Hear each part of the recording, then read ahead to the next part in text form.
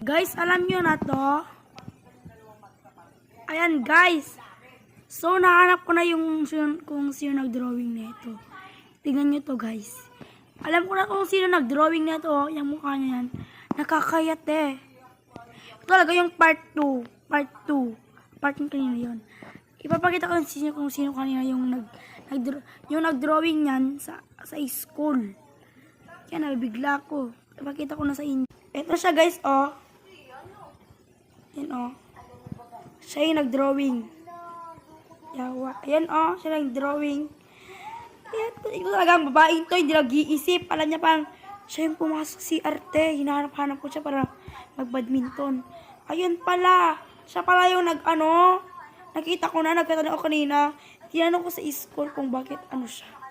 So, yun, in-upload ko na yun. Kaya yan siya, oh. Yan talaga siya, oh.